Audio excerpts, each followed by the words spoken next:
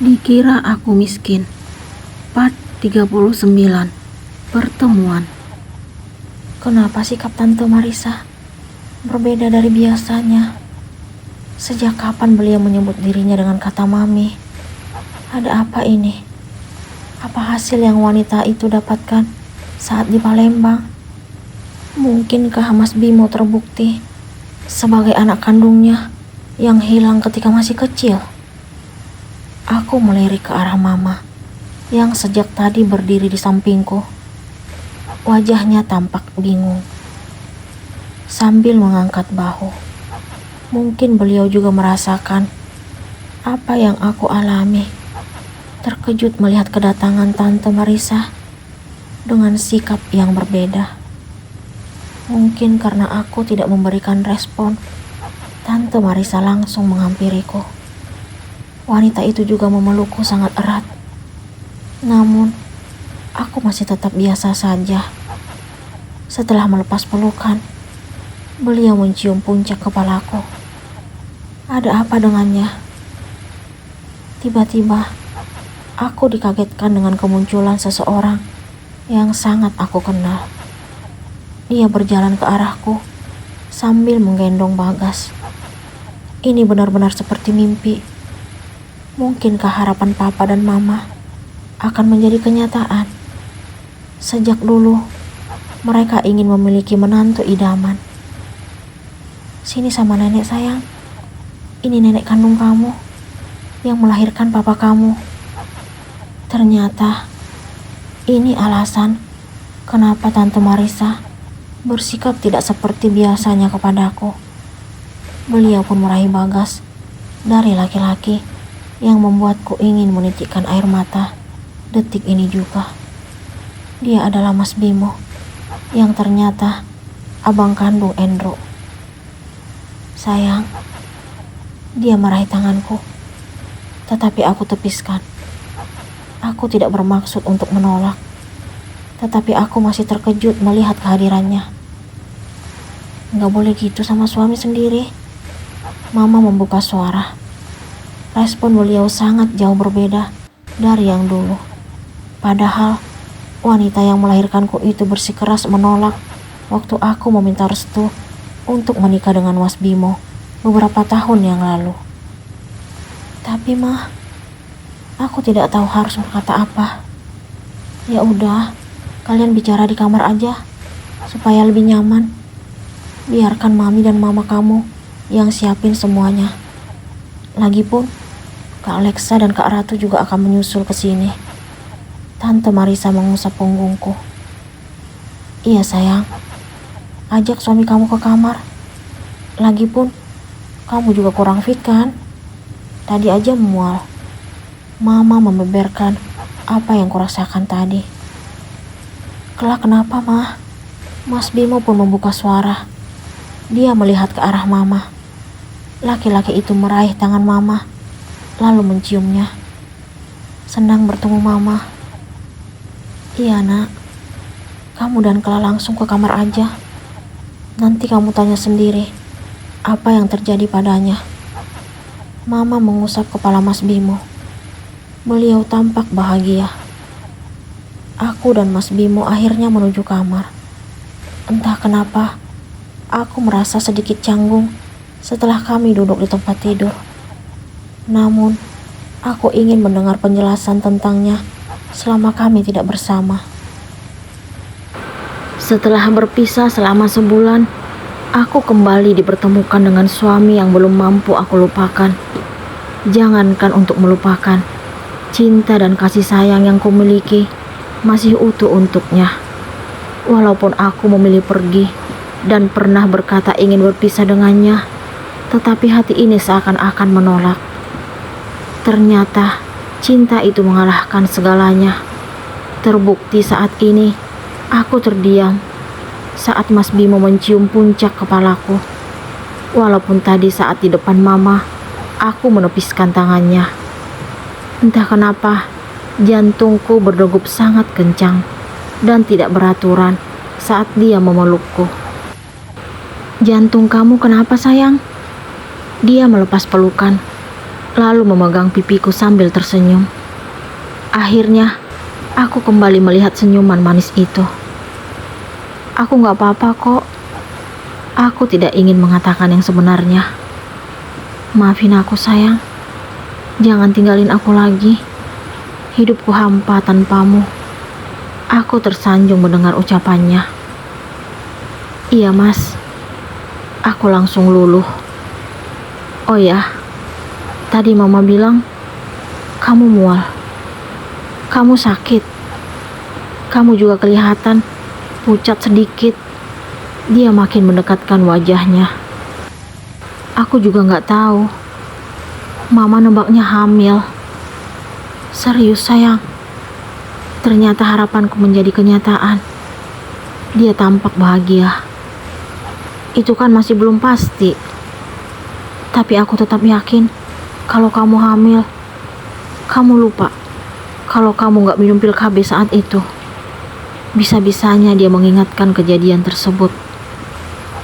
Udah ah, kamu ngomongnya ngelantur.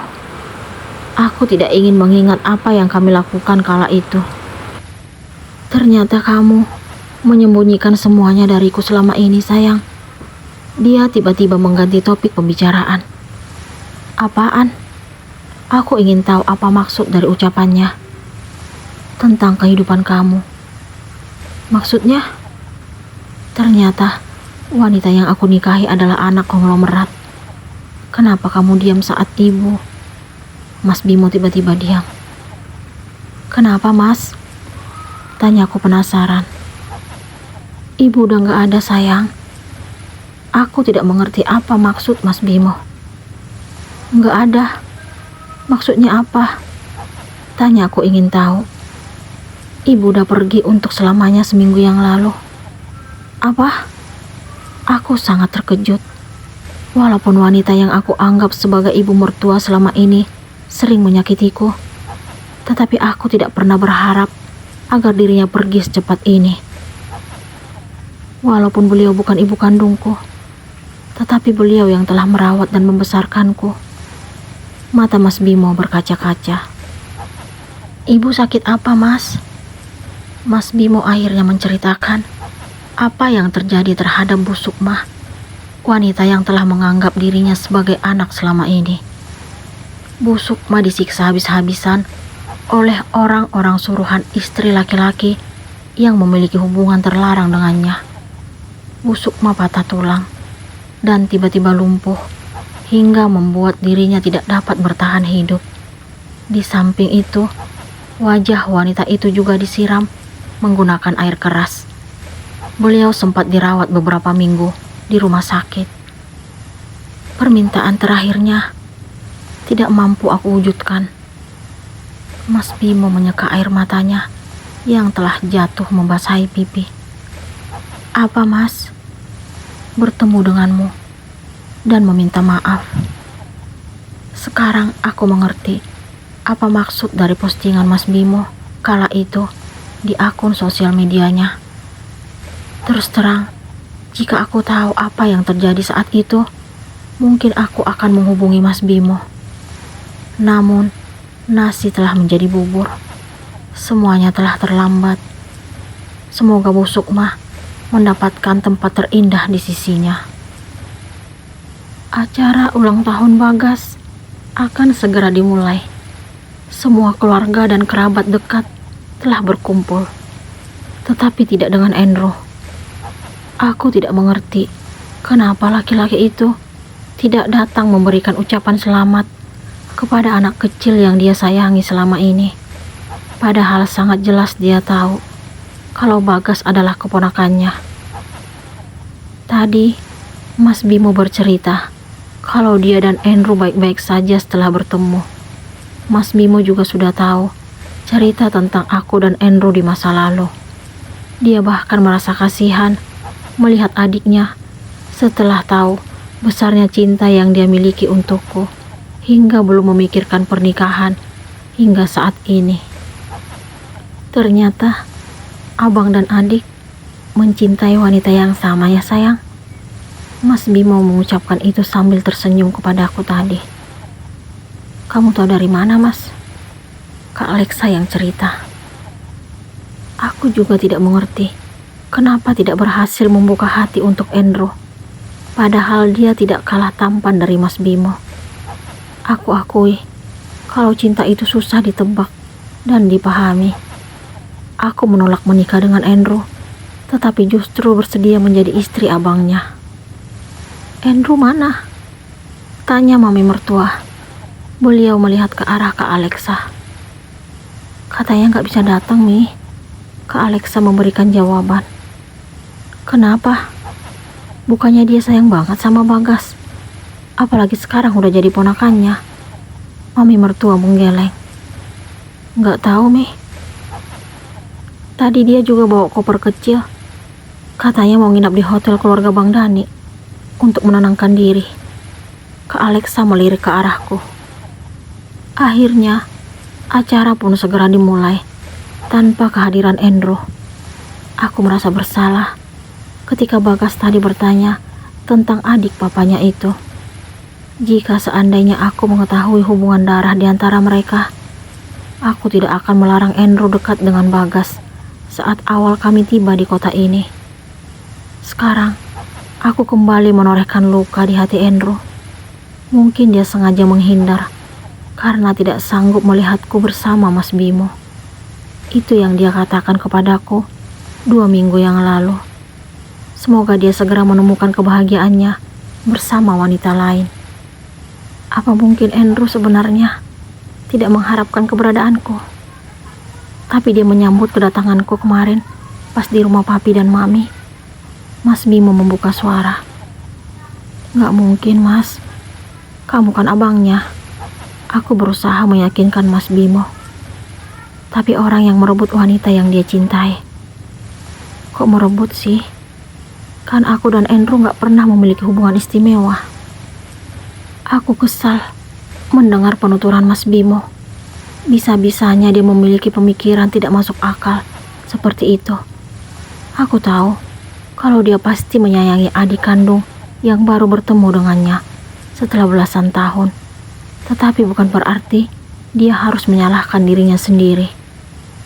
Ketika aku masih sibuk berbincang dengan Mas Bimo, terdengar getaran pesan masuk dari ponselku. Aku pun membukanya.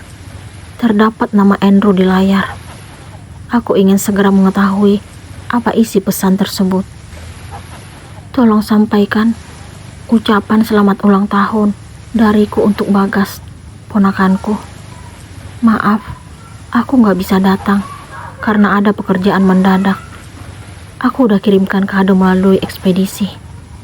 Semoga kamu bahagia setelah bertemu dengan suamimu yang juga merupakan abangku, kakak ipar. Ternyata Mas Bimo juga turut membaca pesan dari Endro di ponselku. Tanggapan apa yang akan dia berikan? Bagaimana reaksi Bimo membaca pesan masuk dari Endro di ponsel Clara?